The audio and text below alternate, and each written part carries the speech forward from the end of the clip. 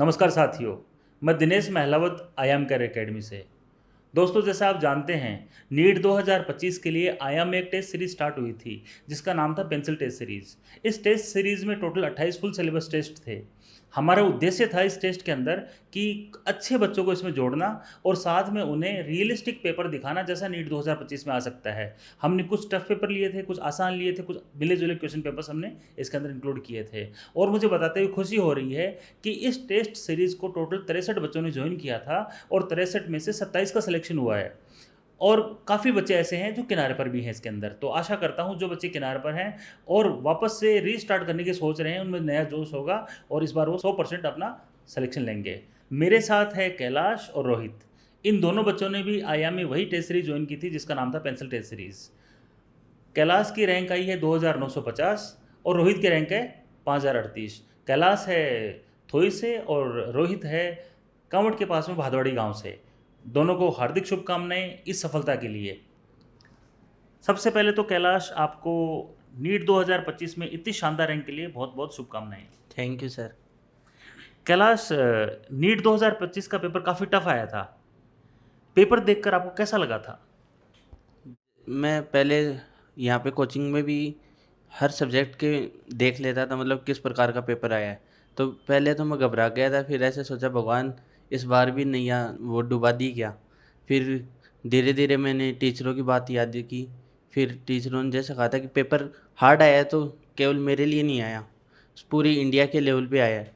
तो उस प्रकार से मैंने क्वेश्चन किए और भगवान की दया से सिलेक्शन हो गया। चलो, दया तो भगवान की होती है, लेकिन मेहनत आपकी और हम सबकी थी। रोहित, आपको बहुत शुभकामनाएं नीट 2025 में सिलेक्शन के लिए। Thank you sir. रोहित, अब सेम क्वेश्चन आपके लिए रहेगा।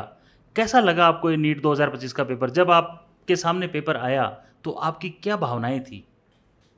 सर, जब पेपर को देखा तो सबसे पहले मैं बायो करता हूँ, तो उधर क्या है कि क्वेश्चन कुछ इजी भी थे लेकिन लेंथी था पेपर। वैसे फिजिक्स देखी लास्ट में, तो वो तो बन रही नहीं थी तो मैंने छोड़ दी थी उसको पहले। फिर मैं बायो और केमिस्ट्री अच्छे से हो गई थी, उसमें बच गए थे थोड़े। फिर मेरे फिजिक्स में टाइम कम बचा था तो इसलिए मेरे 11 क्वेश्चन तो छूट गए थे। हार्ड था वैसे पेपर, पर फिर भी ठीक ठाक स्कोर आ गया, तो मैं तो बहुत खुश हूँ इससे। बहुत बढ़िया।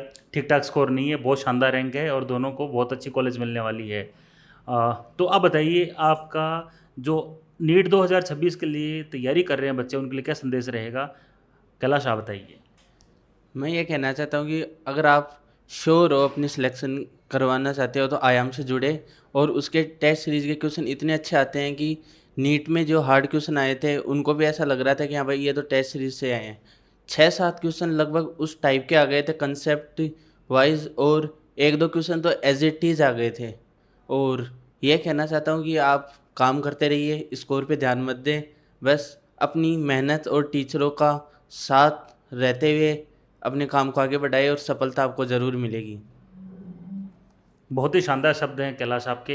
रोहित, आपके क्या संदेश रहेगा आगामी नीट छात्रों के लिए? सर, मैं तो यही कहना चाहूँगा कि जब आप पढ़ाई करो, चाहे शुरू में चाहे 4 घंटे 5 घंटे, लेकिन वो कंटिन्यू रखना। फिर लास्ट में जाके तुम्हें ऐसा न लगे कि हमने पूरा पढ़ लिया, अब क्या पढ़ें।